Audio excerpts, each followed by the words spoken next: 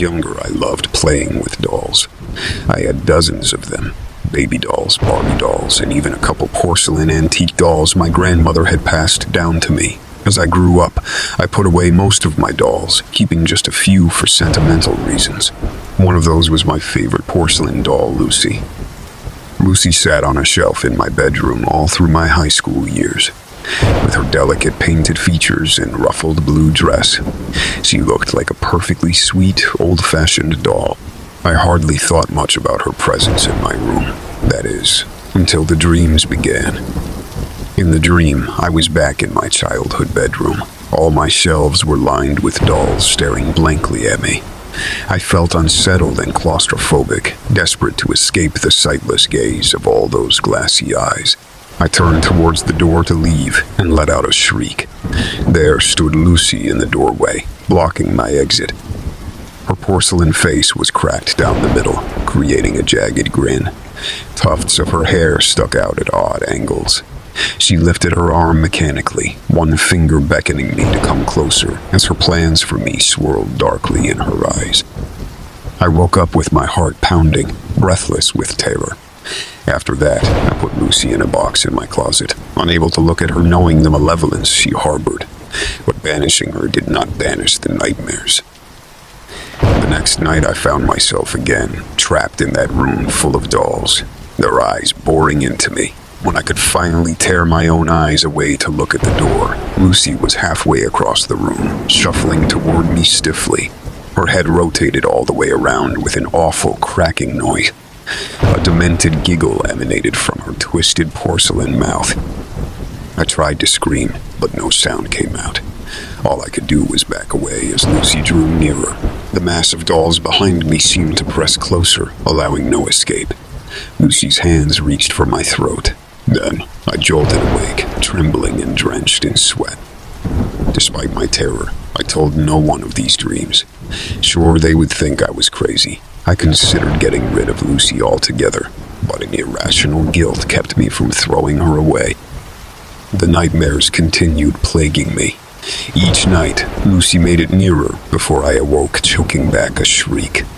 I knew I had to act soon, before the Lucy of my dreams could fulfill her urge to destroy me. Finally, one morning, I grabbed Lucy's box, intent on burying her somewhere far from my home. But when I ripped the box open, my blood turned to ice. Lucy was gone. Just an empty box and pile of old packing peanuts lay before me. My hands shook as I searched everywhere, checking absurd places no doll could possibly fit.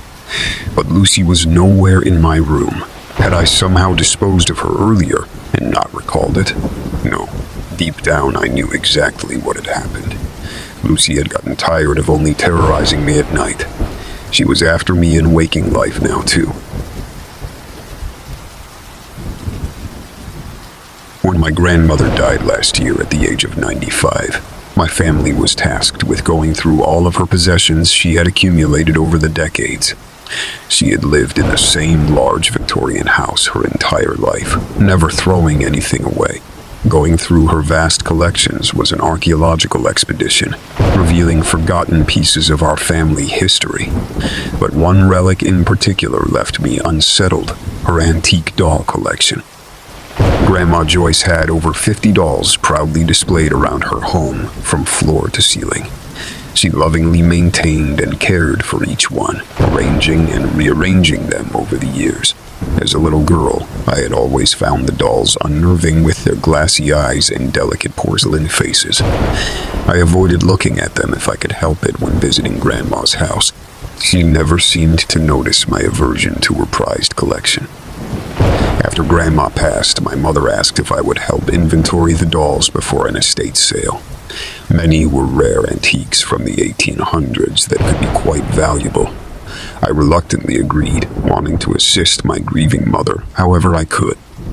So one overcast spring day, I returned alone to my grandmother's house, now empty and lifeless.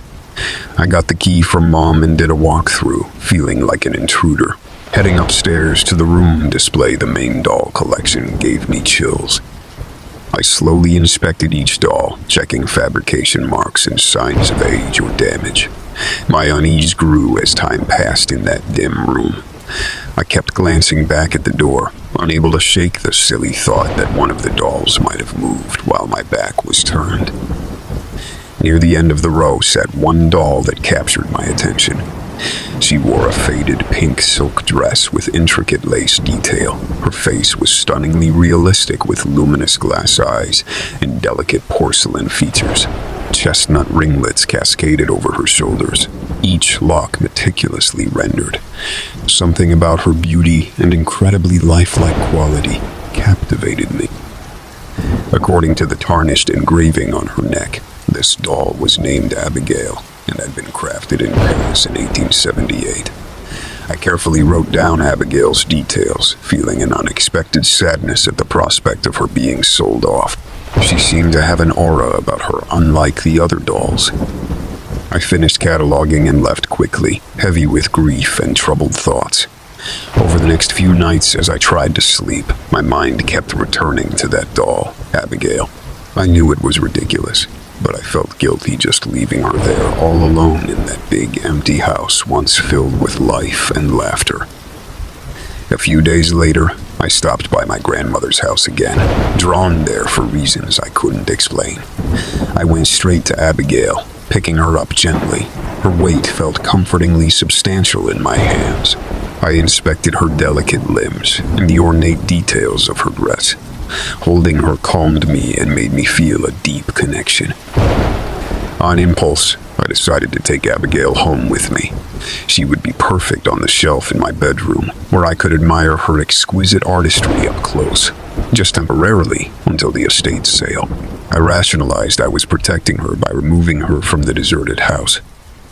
At home, I cleared a space on my shelf and delicately placed Abigail so she faced outward into the room. Stepping back to look, she fit in perfectly, like she was meant to be there. I found myself wishing I could keep her permanently. That night, I slept more soundly than I had since Grandma's passing. Abigail's presence soothed me somehow, but I awoke suddenly at dawn to the sound of a loud thump. I dismissed it at first as the house creaking. Then it came again, a distinct thud like an object striking the wall. A nervous tingle passed through me. I knew I must have accidentally bumped the shelf and not realized it. But something about the way Abigail was posed felt purposeful, like she was turning to follow my movements. A ridiculous thought, of course. But each night as I got into bed, my eyes were drawn to Abigail's figure illuminated in the moonlight, and each morning I awoke to find her shifted, ever so subtly, arms and legs crossed differently, head tilted down or to the side. During the day while at work, I push aside thoughts of the doll's nocturnal movements. It had to be my imagination extrapolating meaning from the random settling of an inanimate object. Still, I took the precaution of closing the bedroom door at night, just in case. A week later, I was awoken abruptly at 3 a.m. by the sound of smashing glass. I leapt up and raced through the pitch-dark house towards the kitchen, where it sounded like the noise had originated. I turned on the lights to find my kitchen window shattered, shards of glass across the counter and floor. Nothing seemed to have been thrown from outside to cause this. Puzzled, I carefully cleaned up while pondering what could have happened. Only later did it hit me. This window faced the exact direction that Abigail on my shelf had been staring night after night. A chill crept down my neck at the impossible thought. The next evening, hands shaking, I entered my bedroom to check on Abigail. She now stared straight out into the room, her arm extended downward, exactly the position she would take if she had tossed an object forcefully forward towards the kitchen. Fantastic notions crowded my mind. I had to prove to myself that Abigail remained an inanimate doll, not some demonic creature coming to life. I placed her in a trunk in the attic, safely locked away. Relief washed over me, followed by childish guilt at abandoning her. But that night, I was jolted awake by reverberating thumps from the attic overhead. They continued at intervals in an eerie rhythm, almost like footsteps, deliberately pacing across the ceiling. I cowered under my blankets like a frightened child, wishing for morning light. The next day, I found Abigail sitting calmly in the otherwise undisturbed attic. Placing her back on the bedroom shelf, an instinct warned she would be pacified if I interacted with her. So each day I carried on one-sided conversations, telling her about my life and family, as if she were a living companion. Her subtle nighttime postural shifts gradually ceased. I knew my mind was likely just ascribing meaning to arbitrary occurrences, but another part of me sensed an intelligence, a spirit within Abigail longing for connection. Whether real or imagined, relating to Abigail brought me comfort and a sense of family continuity. Maybe my grandmother had felt something similar tending to her beloved collection over the decades. The night before the estate sale, I reluctantly said goodbye to Abigail. As I stroked her lustrous curls, my heart swelled with sadness. Placing her gently in a box, I hoped whoever acquired her next would see her not just as an antique, but a special soul deserving of care and respect. We never fully know what forces inhabit the objects around us. Abigail had awakened in me a willingness to believe.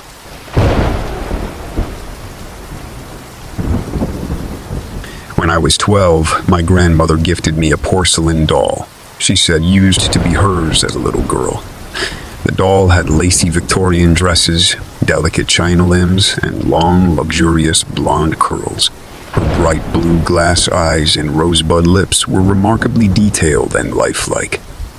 I was never much of a doll person, but I politely thanked my grandmother and promised to keep the doll safe. My grandmother said her name was Annabelle and that she'd been passed down through the generations of our family. I set Annabelle up on display in my bedroom because I knew she was an antique. At first, I thought she looked really pretty sitting there amongst my childhood toys. But at night, with only the moonlight illuminating her, something seemed off. Her eyes took on an unsettling, hyper-realistic appearance in the darkness. I started positioning Annabelle to face away from my bed at night before I went to sleep. I told myself I was being ridiculous for feeling uneasy around a silly doll, but I could swear I felt her staring at me as I drifted off, no matter which way I turned her. Over the next few weeks, I became convinced something was odd about Annabelle. Her expression seemed to change when I wasn't looking. A malicious little smirk I could have sworn wasn't there before. The positioning of her arms and legs shifted ever so slightly day to day, too. At night, I tucked her under a blanket so I wouldn't have to look at her. But in the morning, the blanket would be pushed aside and Annabelle would be staring right at me with her icy blue eyes. My parents said I was being silly when I told them about my fears. They said Annabelle was just a harmless old doll and I should be grateful to my grandmother for the gift. But I knew deep down Annabelle was evil.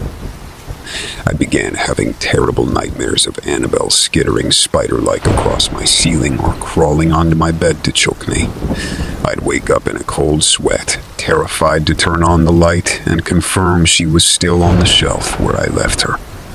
The few times I tried locking Annabelle in my closet at night, I was woken by the sound of scratching on the inside of the door, like she was desperately trying to claw her way out.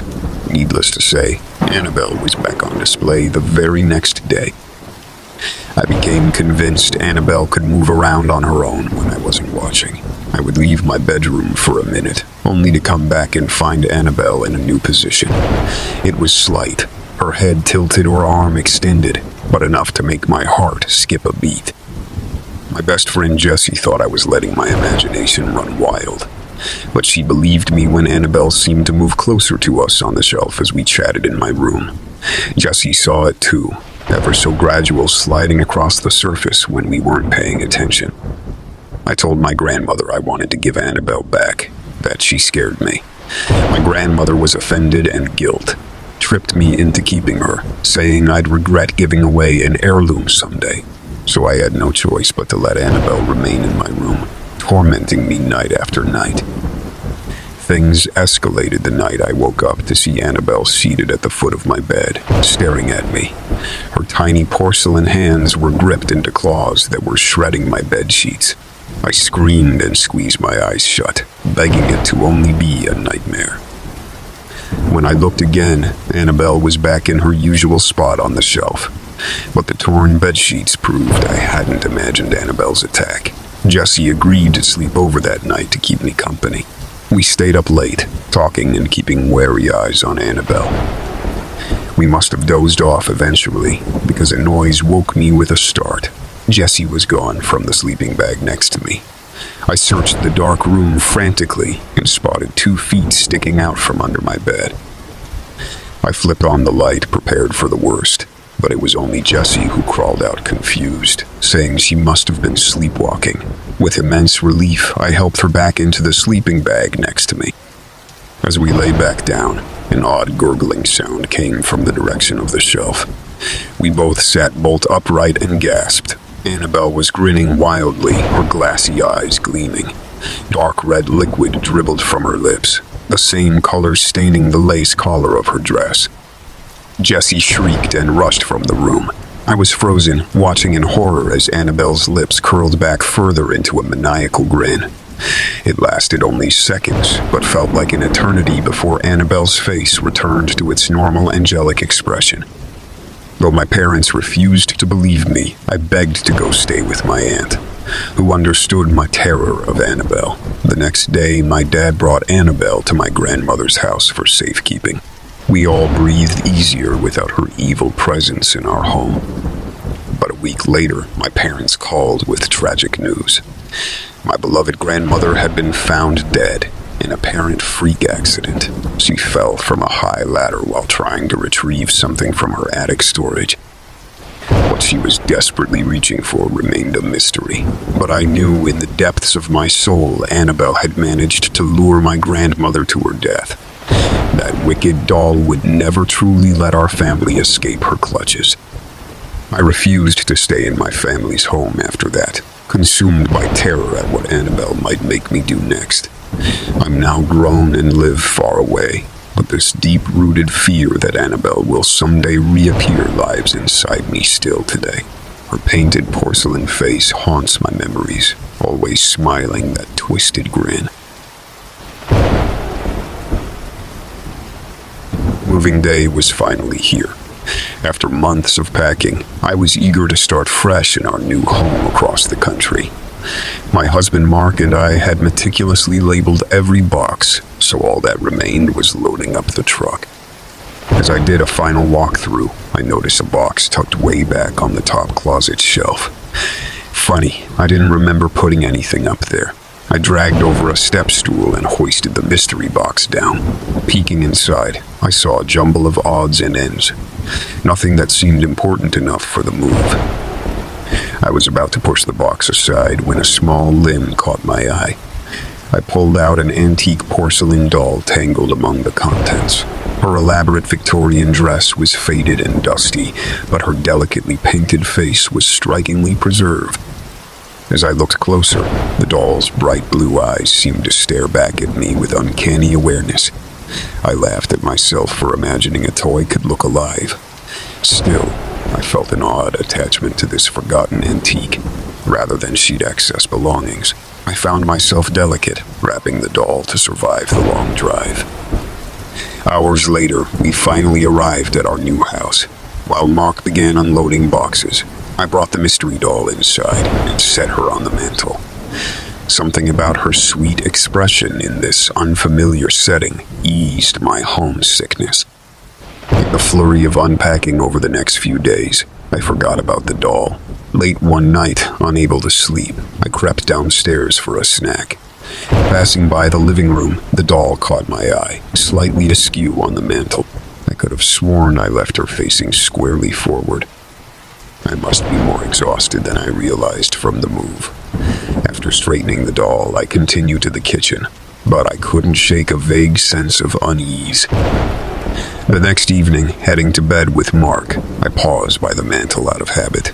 The doll was now turned fully to the side, as though watching the room. A prickle of fear tickled my neck. Mark had been working late, so no one else could have moved her. Trying to stay calm, I announced there's a drafty old house creak moving things around. Mark nodded with a yawn, oblivious. I repositioned the doll decisively forward and followed Mark upstairs. But I lay rigidly awake, ears straining for any odd noise. The third night, I prepared myself for what I might find. Sure enough, the doll was now facing the opposite end of the room, her eyes drilling into the darkness of the hallway. My hands shook as I spun her to stare straight ahead once more. I could come up with no logical reason for the doll to move on her own night after night, but I couldn't accept what seemed to be happening. I had to prove to myself there was a rational explanation. The next evening, I prop the doll up securely and place a fragile ceramic vase beside her. If somehow a draft or the floorboards were shifting her, the vase would topple too. It felt ridiculous, but I had to ease my mind. I even set up my phone to record the mantle overnight. In the morning, I rushed downstairs, heart pounding. The doll was turned fully sideways again, porcelain hands seeming to reach for the undisturbed vase. I frantically scanned the overnight video, rewinding and pausing over and over. Right before dawn, the doll abruptly shifted from her initial position, but the recording showed nothing touching her. Cold realization prickled my skin. This was no draft or creaky floorboard. Somehow, appallingly, the doll herself was changing positions when the house was dark and quiet. I shoved her back into the mystery box, pushing it to the very back of the closet. But I couldn't relax knowing she was still in the house. That night, I dreamed the doll was creeping up the stairs towards our bedroom, reaching out with grasping porcelain fingers. The next morning, I knew what I had to do.